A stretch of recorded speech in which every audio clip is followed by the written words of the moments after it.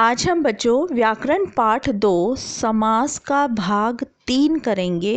अभी तक हमने समास क्या है उसके बारे में जाना, समास की परिभाषा जानी व तत्पुरुष समास के भेद जाने। तत्पुरुष समास का पहला भेद हमने कल किया था, कारकीय चिन्ह युक्त तत्पुरुष समास। आज हम बच्चों करेंगे कारकीय चिन्ह रहित तत्पुरुष समास। इस वर्ग में दो तरह के समास आते हैं बच्चों।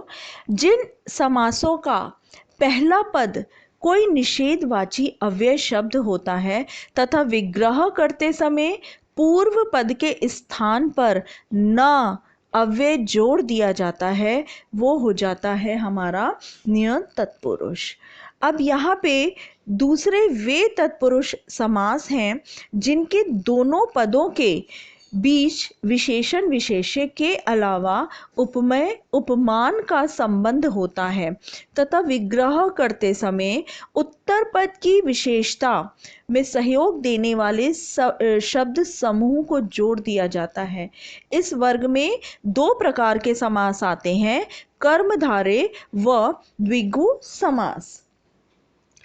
तो यहाँ बच्चों मैं आपको पहले नियत तत्पुरुष के बारे में बताऊं। नियत तत्पुरुष समास में अ व ना निषेधवाची अव्यय शब्द से आरंभ होते हैं, जैसे अनिद्रा, असभ्य, नालायक, अनादर आदि। यहाँ पे अ जो है वो ना के समान यानी ना निषेधवाची अव्यय हो जाता है। दूसरा है हमारा कर्मधारय समास। यहाँ पे कर्मधारय समास के दोनों पदों के बीच दो तरह के संबंध हो सकते हैं, विशेषण विशेष्य तथा उपमेय उपमान। मैं आपको सबसे पहले विशेषण विशेष्य व उनके समस्त पद बताने जा रही हूँ बच्चों। उदाहरण स्वरूप पहला हम देखते हैं नील गाय। यहाँ पे विशेषण नील है व गाय जो है वो विशेष्य है। समस्त पद अगर हम करें तो वो हो गया नीली है जो गाय। विशेषण भला, विशेष्य मानस, तो ये हो जाता है भला मानस।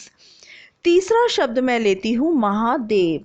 यहाँ पर विशेषण महा हो गया और देव जो है वो विशेष्य है, यानी समस्त पद हो गया महादेव। पर नारी, विशेषण पर और विशेष्य है जो वो नारी है, समस्त पद हो जाता है पराई है जो नारी। अब हम आते हैं बच्चों उपमेय और उपमान पर। यहाँ पर देखो, जिस वस्तु या व्यक्ति को उपमा दी जाती है उसे उपमेय कहा जाता है तथा जिस वस्तु या व्यक्ति से दी जाती है उसे उपमान कहते हैं। अब यहाँ पे कुछ उदाहरण मैं आपको बता रही हूँ। घन श्याम, यहाँ पे उपमेय जो है वो घन है और उपमान जो है वो श्याम है, घन रूपी श्याम। कमल नयन, उपमेय जो है वो कमल है, उपमान जो है वो नयन है। कमल के समान नयन, यानी नयन को कमल के समान बताया गया है। कर कमल, यानी उपमेय कर और कमल उपमान। कमल के समान कर, कर का अर्थ है यहाँ बच्चों हाथ, हाथों को कमल के समान बताया गया है। चंद्रमुखी, चंद्र जो है वो उपमेय है और मुखी जो है वो उपमान है, यानी कि चंद्रमा के समान मुख वाली। अब यहाँ पर आप ये देखिए कि मुख को जो है वो चंद्रमा के समान बताया गया है। अब दूसरा हम आते हैं द्विगु समास पर। यहाँ पर बच्चों क्योंकि द्विगु समास भी तत्पुरुष समास का ही उपभेद है, अतः इसका भी पूर्व पद गौण होता है और उत्तर पद जो है वो प्रधान होता है।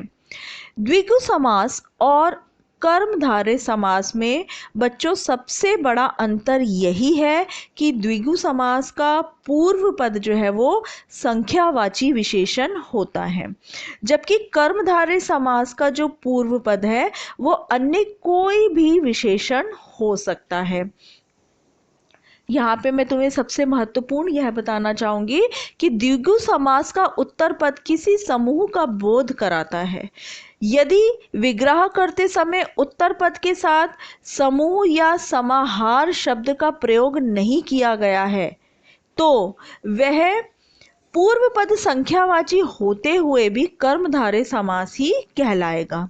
अब इसका मैं आपको यहाँ पर दोनों तरीके से विग्रह करके बताऊंगी।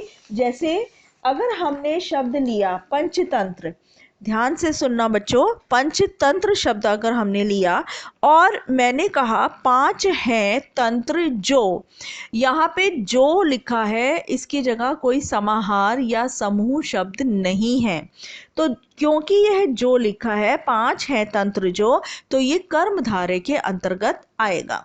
अगर मैं इसको कहती हूँ 5 तंत्रों का समाहार, चूंकि यह समाहार शब्द जुड़ गया तो ये द्विगु समास के अंतर्गत आएगा। अष्ट सिद्धि, 8 सिद्धियां हैं जो, तो ये कर्मधारय हो गया। इसी को अगर हम कहें 8 सिद्धियों का समाहार, तो ये द्विगु समास हो गया। चतुर्भुज, 4 भुजाएं हैं जो, ये कर्मधारय के अंतर्गत हो गया। और यहाँ पे बच्चों 4 भुजाओं का समाहार हो गया, अगर समाहार शब्द लग गया, ये हो गया द्विगु समास। उसी प्रकार चवन्नी, 4 आने हैं जो, तो ये कर्मधारय के अंतर्गत आ गया। अगर मैंने कहा 4 आनों का समाहार, तो ये हो गया द्विगु समास। आज के लिए बच्चों इतना ही, बाकी हम कल करेंगे।